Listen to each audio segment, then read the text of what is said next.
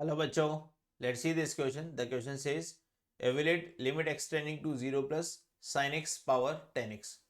देखिए बच्चों, जब भी हम इस तरह के क्वेश्चन को स्टार्ट करते हैं तो सबसे पहले लिमिट अप्लाई करते हैं। तो लिमिट अप्लाई करके देखते हैं। x की वैल्यू मैं 0 रख देता हूँ।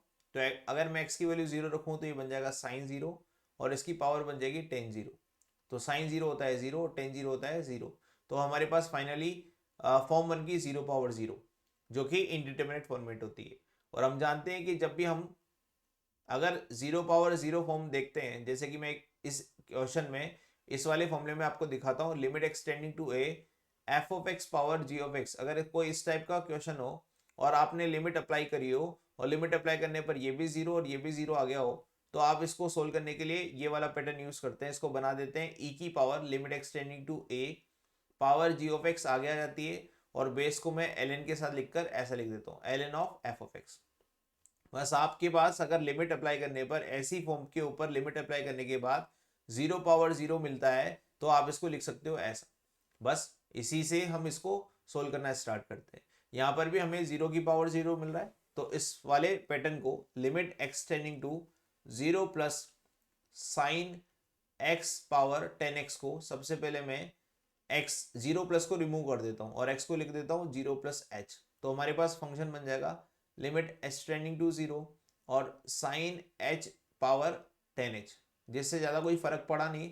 अभी भी हमारे पास जो फॉर्मेट आ रहा है वो 0 पावर 0 आ रहा है, जिसको मैं इस वाले फॉर्मूले से, ऊपर वाले फॉर्मूले से लिख सकता हूँ e की power limit x tending to 0, power आगे आ जाएगी 10h और बेस बन जाएगा ln ऑफ साइन h।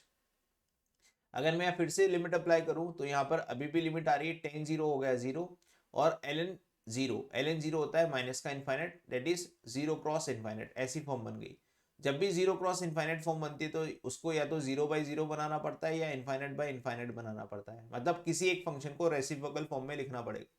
तो फर्दर सोल्व करने के लिए मैं यहाँ पर लिख रहा हूँ ई की पावर लिमिट एक्सटेंडिंग टू 0 और 10h को लिख दूंगा 1 अपॉन कोट h। ठीक है, और एल साइन एच को हम ऐसे कैसे रखेंगे और ये बन जाएगा कोट एच। अभी अगर आप लिमिट अप्लाई करेंगे तो आपको इनफाइनाइट बाय इनफाइनाइट फॉर्म मिलेगी, और इनफाइनाइट बाय इनफाइनाइट फॉर्म को सोल्व करने के लिए एलएच रूल का यूज कर सकते हैं। एलएच रूल में ऊपर वाले फंक्शन का डेरिवेटिव अलग होता है और नीचे वाले फंक्शन का डेरिवेटिव अलग होता है। तो ऊपर वाले फंक्शन का डेरिवेटिव हो जाएगा 1 अपॉन साइन एच और कॉस एच। ठीक है, और कॉट एच का डेरिवेटिव हो जाएगा माइनस का कॉस एक स्क्वायर एच, इस तरह से, जिसको मैं माइनस कॉसेक स्क्वायर एच को मैं लिख सकता हूँ साइन स्क्वायर एच ऊपर की तरफ। ठीक है, इसको सिंप्लीफाई करके लिख भी लेते हैं, ई की power limit h tending to 0, और इस पूरे को लिख रहा हूँ sine sine square h divided by sine h, इसका नेगेटिव और डॉट कॉस एच। ऐसा हमारे पास फाइनल रिजल्ट आ जाएगा। साइन एच से एक कट जाएगा यहाँ पर, और हमारे पास फाइनली बचेगा ई की power limit h tending to 0 minus का sine h dot cos h. Apply limit, limit को अप्लाई करके देख लेते हैं एक बार।